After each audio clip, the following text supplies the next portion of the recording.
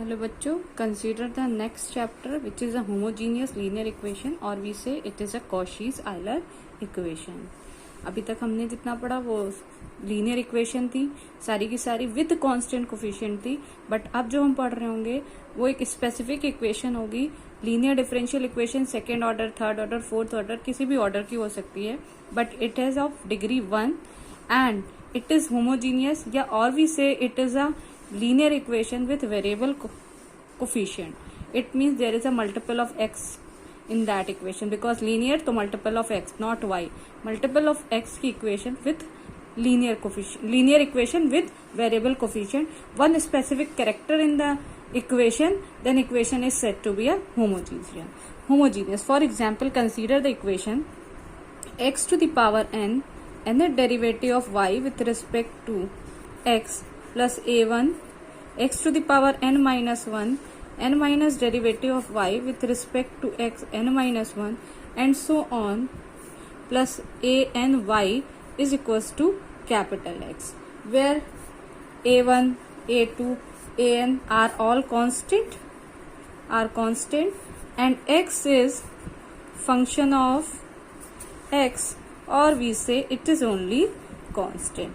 तो इस फॉर्म की जो इक्वेशन है this is called the homogeneous linear equation और it is called a Cauchy-Euler equation. Why it is said to be a homogeneous? One specific character that this equation contain that the index of x, it means power of x and order of derivative is always same. In second term, power of x is n minus 1 तो derivative is n minus 1. अगर next term लिखा होता तो power of x is n minus 2 and derivative की term क्या हो जाएगी? Derivative कितने ऑर्डर का? n minus 2 टाइम्स का. No derivative, no factor of x, तो देयर इज नो डेरिवेटिव. तो one of why it is said to be homogeneous because it contains a one specific character that the index of x and order of derivative are same in each step of the equation. Then equation is said to be a homogeneous linear equation. The specific name of this equation is Cauchy-Euler equation. How to solve this equation? Method for solution. How to solve this equation? For solving this equation, always we introduce a new variable. We always introduce a new variable. Which type of variable? We introduce new variable z.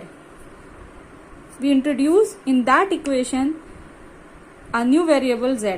Our main motive to transform this equation which is a variable coefficient equation.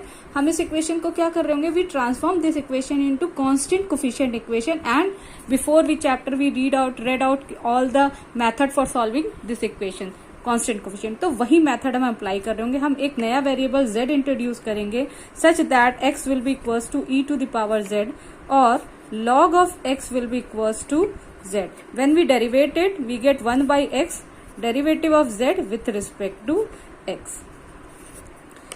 Equation number 1. Equation number 2.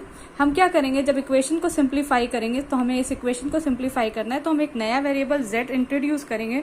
वो z किस तरह से relate होगा? x will be equals to e to the power z और we say log x will be equals to z.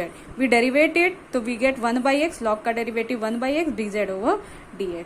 अब हमारा work क्या है? हमें यहाँ पर ये वैल्यू फाइंड आउट करनी है इस न्यू वेरिएबल के टर्म्स में और सारी वैल्यू सब्सटीट्यूट कर देनी है. तो सबसे पहले हमने फाइंड आउट किया dy over dx.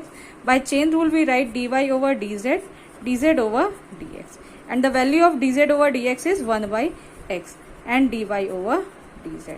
We get dy upon dx, x time dy upon dx is equals to dy by dz, or we write this term this way: x of d of dx whole y is equals to d of dz of y, because here we consider x d by dx is equivalent to, हमें सामने से दिख रहा है, it will be equivalent to D by D Z और इसको हम new variable दे देते हैं, नया term d1, because d is derivative with respect to x. तो हमने d1 को कह दिया derivative with respect to z. जब हमें ये मिल गया तो हमारे पास now in the form of symbol क्या मिल गया? x of dy will be equals to d1 y. तो यानी कि हमें मिल गया D Y X D is equals to d1। अब देखिए क्या हो गया, जो वेरिएबल कोफिशिएंट की इक्वेशन थी एक्स डी जिसमें x मल्टीप्लाई था, x की पावर 1 मल्टीप्लाई है, फर्स्ट टाइम डेरिवेटिव है, it contains constant and d1। तो ये हमें पहला रिलेशन मिल गया जो हम इक्वेशन में सब्सटीट्यूट करेंगे, x into D will be equals to d1 capital ए।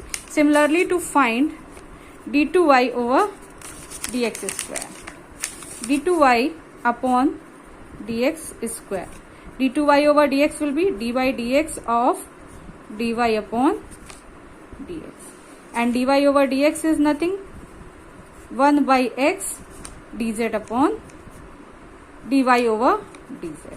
ये हमने कैलकुलेट किया है, dy over dx will be equals to dy over dz, 1 by x dy upon dz।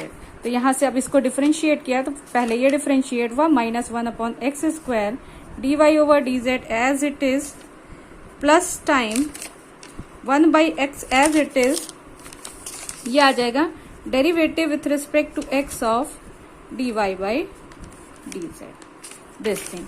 Next इसको डिफरेंशिएट किया तो ये हो जाएगा -1 upon X square dy by dz plus by chain rule d by dz because it is a factor of with respect to z, तो z के साथ होगा and dz over dx, and dz over dx की value क्या है 1 by x, we substituted here dz over dx will be equals to 1 by x, तो ये आ जाएगा +1 upon X square d2y over dz का स्क्वायर, यानी d2y over dx square will be equals to this whole factor 1 by x square common, x square d2y over dx square is equals to d2y over dz square minus dy over dz, यानी हमारा x square d square y will be equals to d1 का square minus d और whole y, ये आ गया। It means we have x square d square will be equals to d1 minus 1, where d1 minus 1, where d1 is derivative with respect to z and d is derivative with respect to x। अब हमारा पूरा equation जो transfer हो गया, similarly we find x cube d cube y, it will be equals to nothing d1 minus 1 and d1 minus 2 of y, or we say x cube d cube term will be equals to d1 minus 1 d1 minus 2। Similarly x to the power 4 d to the power 4 will be equals to d1 minus 1 d1 minus 2 d1 minus 3 and so on। nth derivative multiple of x to the power n is nothing d1 minus 1 so on d1 minus n minus of 1, क्योंकि एक term less है d1 minus 1, ये आ जाएगा। तो हमारे जितने भी इक्वेशन में टर्म्स थे, हमारी जो होमोजीनियस इक्वेशन थी उसमें x का मल्टीपल था, और ये देखिए जब इक्वेशन ट्रांसफॉर्म की तो हमें क्या मिल रहा है, कांस्टेंट कोफिशिएंट की इक्वेशन मिल रही है। तो हमें इक्वेशन क्या मिल जाएगी, जो हमारी इक्वेशन थी F D Y will be equals to capital X, it will be transform in that form F D one Y is equals to, इसको हम ले लेते हैं z लिख देते हैं, बिकॉज अब हमें क्या मिलेगा, फंक्शन ऑफ z मिल रहा होगा, where z is function of small z।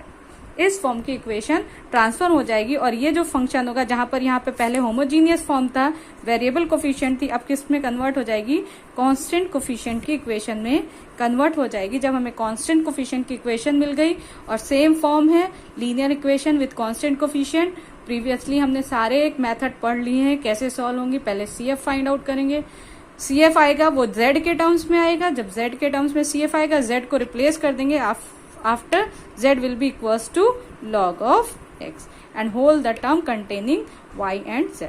Equation having solution CF plus PI, to find the PI like same method which we previously studied। Okay।